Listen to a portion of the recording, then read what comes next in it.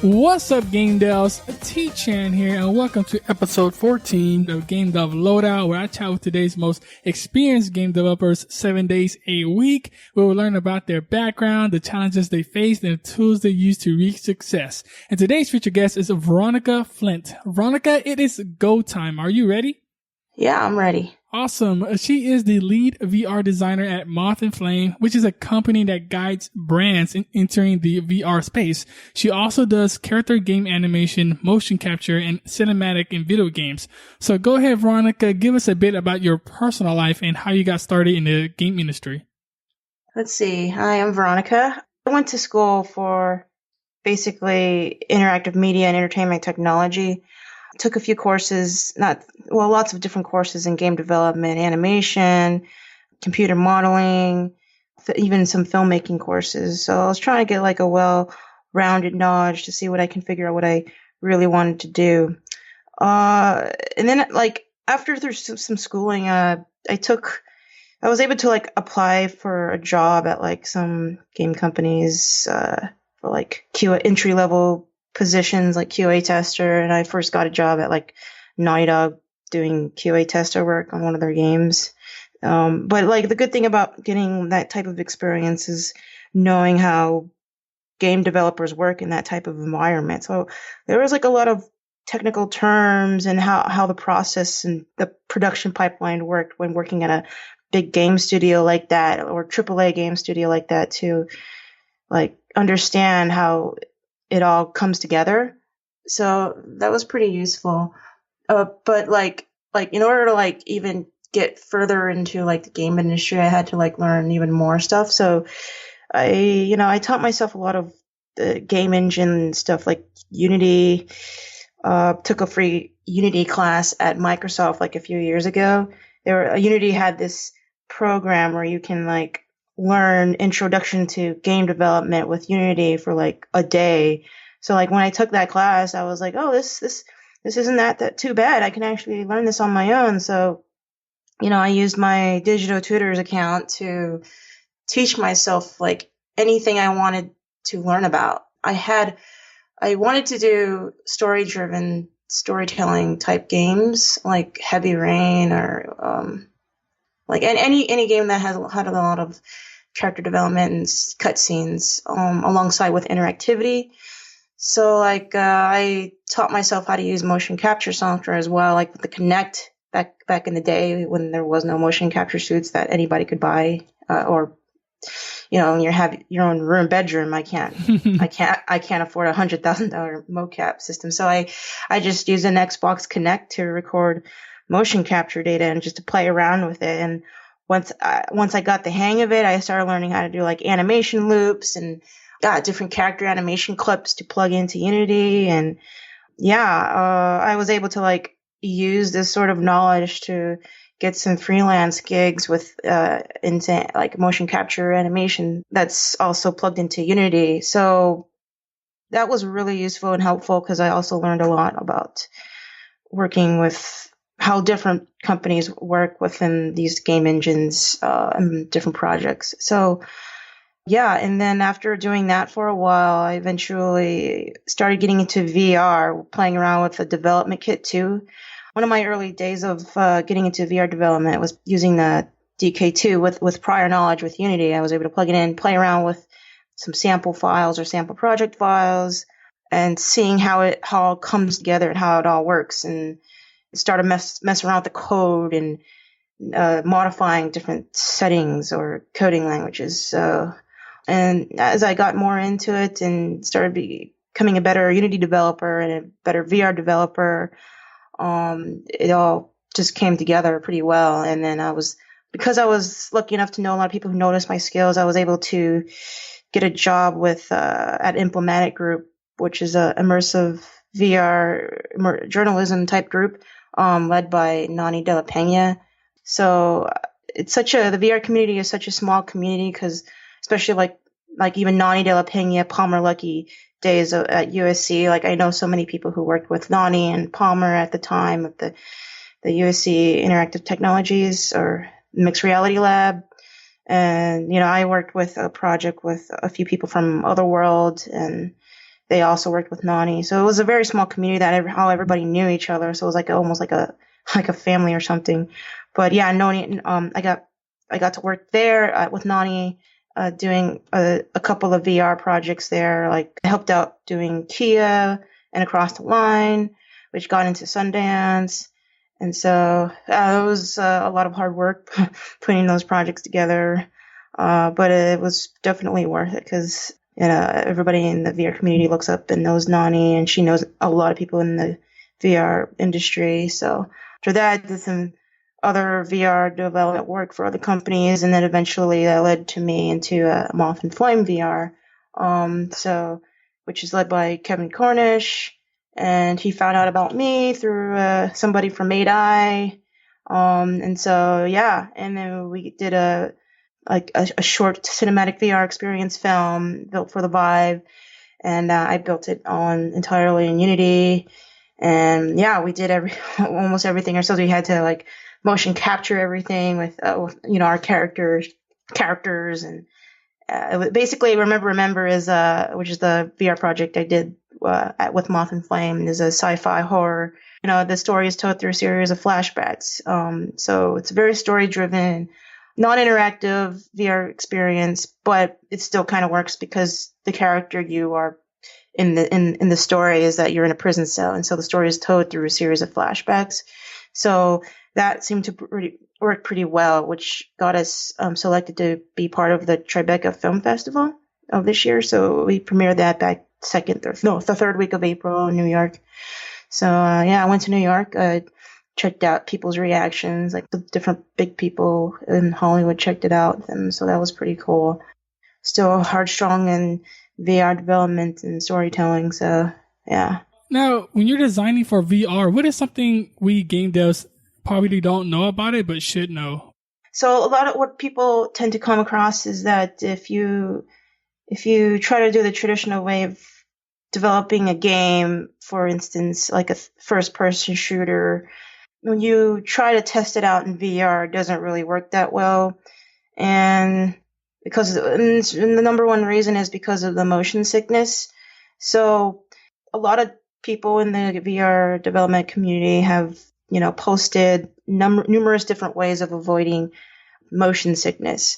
And in like first-person shooter games, you're running at like how many miles per hour, super fast, right? But if you put that on a headset, you're going to feel really, really sick because the human body doesn't really move that fast. So moving forward in VR, the locomotion in VR is tricky because of motion sickness.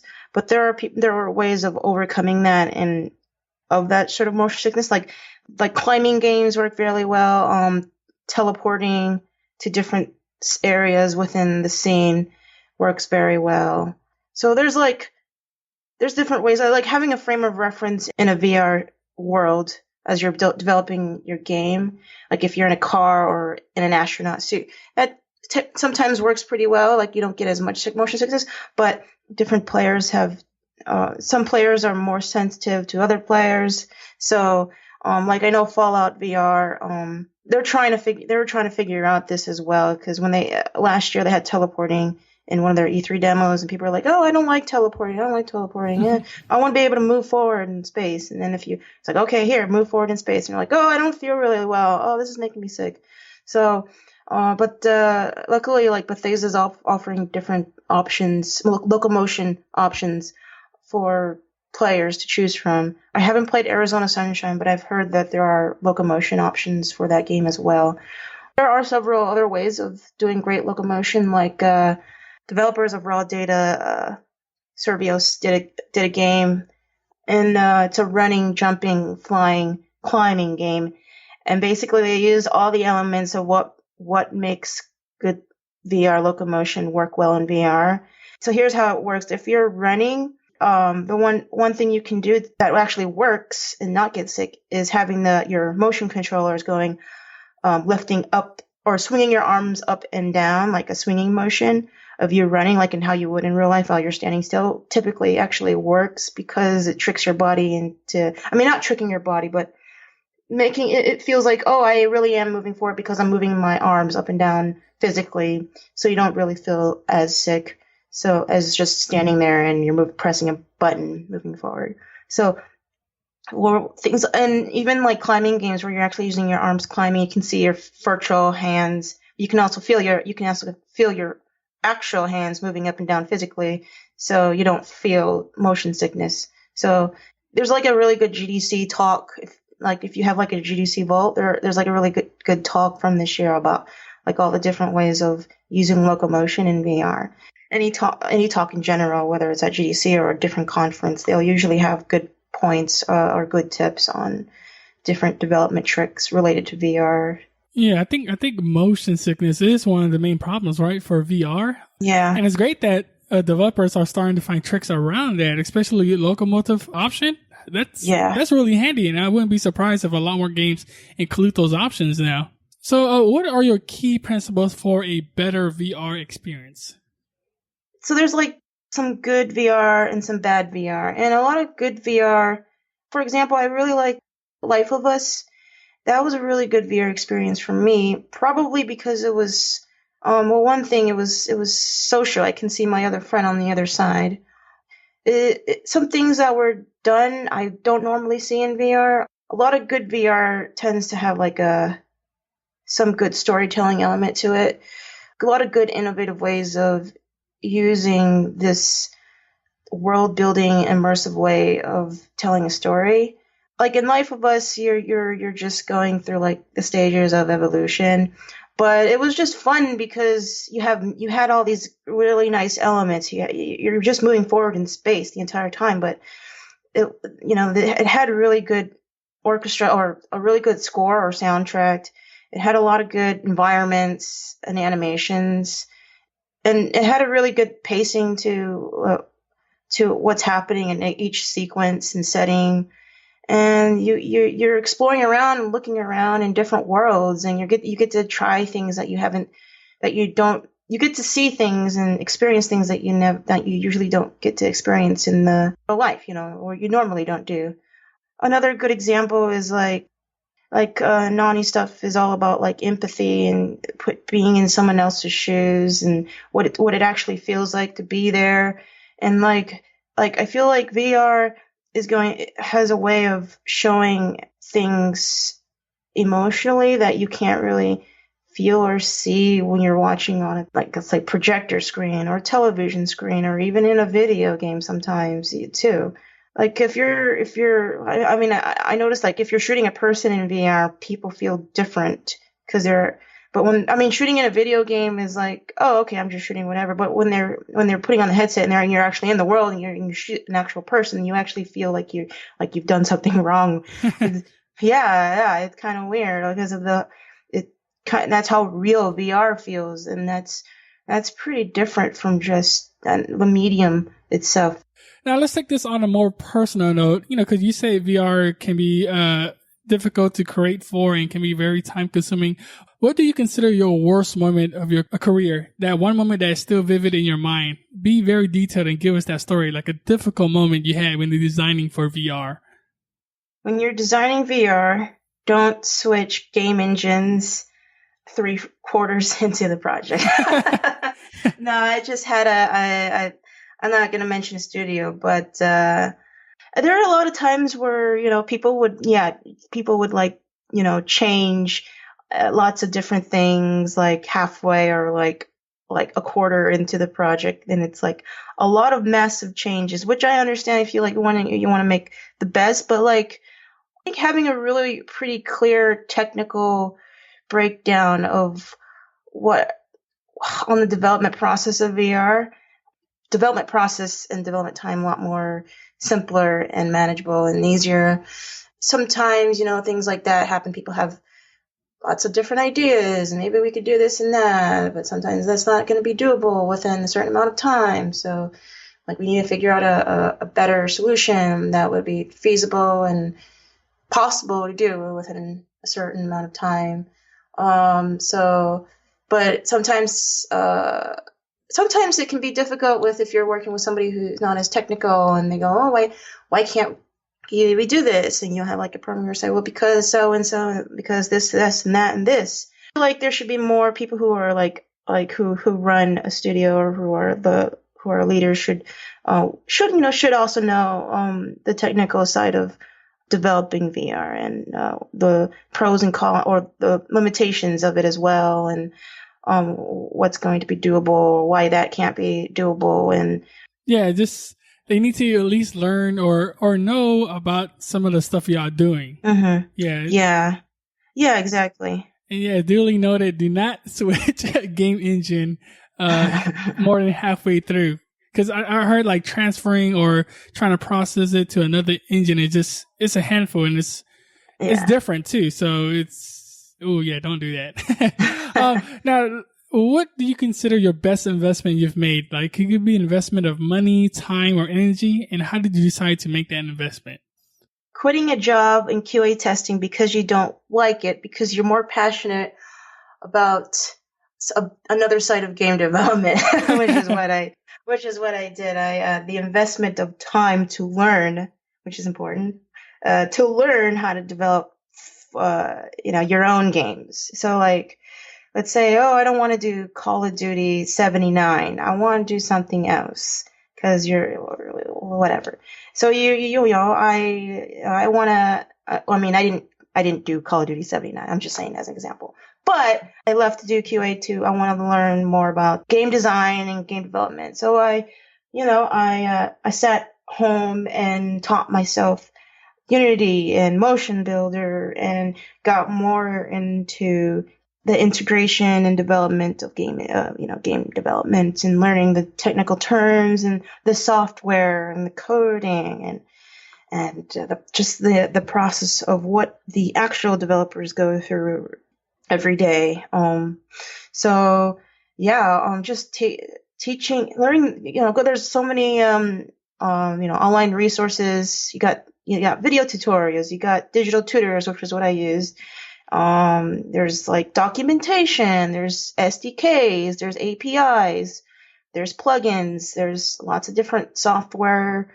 Like if you don't know Maya, you can go download a 30-day trial or an education version if you want to learn how to model and how the 3D assets work, or if you want to optimize or texture, UV mapping, animation, because even all that stuff in Maya or even Blender, but I prefer Maya, all the skills you learn in that 3D software can be easily transferred into Unity Game Engine because it's also the same sort of language, especially with the tools within Unity are similar to Maya, but also the coding side as well.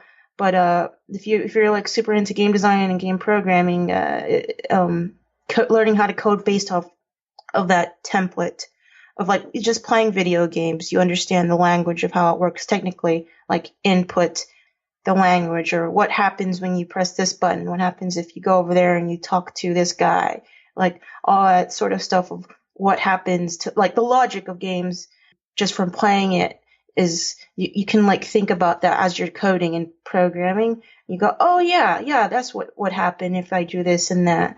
And so like learning how game design, like design documents, and if you want to tell a story, you can also like write a script or have flow chart, all this other sort of stuff. And then like having people play your game and giving you feedback, or having somebody who's never played a video game play a game and getting their feedback. And so the investment in time of just teaching yourself these resources to starting out and then building off from there.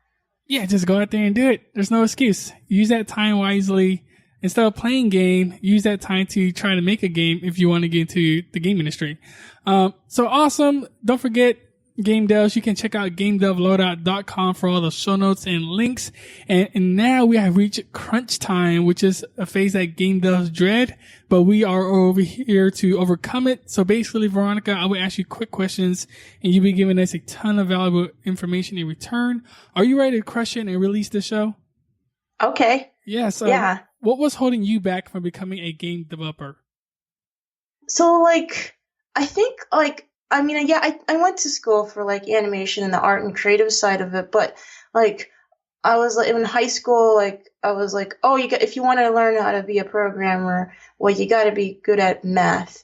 And I was like, well, I'm not good at math, so I guess I shouldn't learn how to program.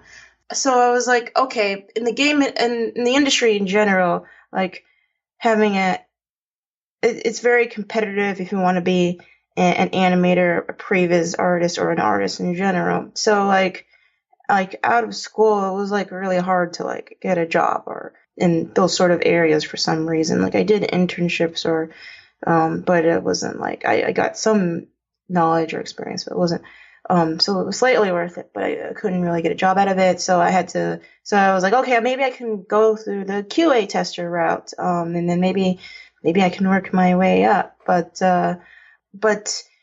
it's, it was really like, oh, maybe I could learn, but what was holding me back was mostly because of the hours and I didn't really have the time to like focus on learning programming and game engine stuff. And the whole QA tester at a game studio takes up eats up a lot of time and energy.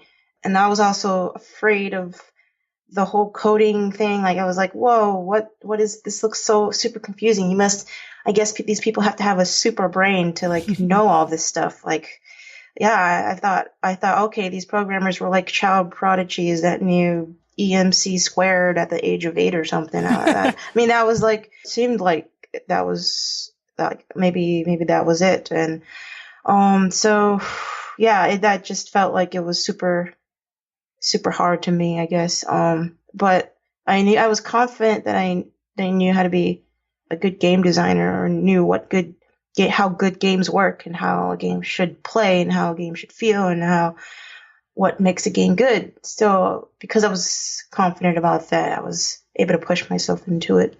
What's a personal habit that contributes to your success? Believing in yourself, I guess. Yeah, you've been talking about confident and doing this and that, so you're definitely believing in yourself and you push through it. So yeah. It's like just knowing, yeah, I can do an Uncharted game. They don't believe that I can do it, but I can do an Uncharted game. There you go. I'm like an artist, I think visually, so it's like, okay, yeah, I know. Like I was always into like cinematography and cinematics and like how the camera should look and how a person's supposed to look like an animator, how a character is supposed to be posed or like an anime. Oh yeah, he should look like that when he's doing that pose. And so I basically that I can totally do that thinking I'm going to do it. What's the best piece of advice you've ever received? So recently I was talking to a programmer who's like worked in the industry for like 20 plus years. And he was telling me all the limitations they had back in the 90s making Crash Bandicoot, how they didn't have a Z buffer. And I'm like, what the heck is a Z buffer? And so but I was telling him, yeah, well, I'm more of a designer type person. And he was like, oh, yeah, really? And then he was asking me all these technical questions like, oh, vector 3 and vector 4, blah, blah, blah, blah. And I'm like, what? And he was like, well, if you really want to be a good game designer, you still need to know all these programming terms. And yeah, he's right. Like that's really good advice. You still need to know a lot of the programming terms and how programming works, computer programming, the logic of it. If you're starting out as a person who has an idea for a game, but like you don't know where to start with, another good advice is if you start off with something simple, and what you want to build from beginning, middle, and end. And then like if you want to learn a game engine that you've never learned, like let's say if you want to learn Unreal, like think of different key elements of building that game. And then like I know this guy, he learned Unreal Engine for like 30, like for a month, but it was like 16 hours a day. But like he had to go through, just going through like blueprint visual scripting and going through all the little key, all the nodes. And yeah, basically like just if you want to learn different key elements of game development, like practice like one step at a time. Like I want to learn character controller or player controller. I want to learn how to do gray box laying out an environment or all these little basic simple things. So Start off something simple and then like moving on from that step. Yeah, you just gotta start simple. Now this next question is a bit of a doozy, so take your time if you need to. Imagine you woke up the next morning in a brand new world and you knew no one. You still have all the experience and knowledge you currently have today. Your food and shelter is taken care of and you have a laptop. What would you do step by step on the path to become a great game developer? Well, networking is a big part of it. Networking and getting in touch with the community of this new world, getting familiar with the community and networking, getting to know people in the industry and start talking in their language, let's say in this new world, and start communicating your passion, your ideas, and what you want to do. Let them know about it, show them your skills and knowledge, and show them that you can do it. And then, persuade them that you want them to be interested in you. And you could like mentor them, give them advice as well. And that could show them enough proof that you're able to do it. Yeah, and then just keep making cool stuff. Just keep making cool stuff that's going to appeal to people. Now we have reached the end. Go ahead and give a parting piece of guidance in how we can connect with you, and then we'll say goodbye. I guess LinkedIn, Facebook, Twitter. Corvinia Flint is usually my username, or Corvinia. It's an anagram. I did it for fun, but do whatever's closest to your heart, do whatever is closest to what you want to do. Your center focus point of what's meaningful to you. What's meaningful to you is what is most important. What you're passionate about. Just do it. Do it and do it in new and innovative ways that hasn't been done before. So. For sure. Veronica, it's been a pleasure. Thank you so much for sharing your journey with us. And for that, we are truly grateful. We look forward to your work. And until then, we'll catch you next time. Okay. Thank you, Tony. Thank you. Thank you, Game Devs, for listening. And remember that knowledge is only potential power. Execution is the game. So equip yourself with the best loadout and take action today. Go check out GameDevLoadout.com for all the resources. You can also subscribe to my email list to get an awesome freebie, or contact me for feedback because I would love to hear what you have to say. Until then, join me on the next episode. T-Chan out.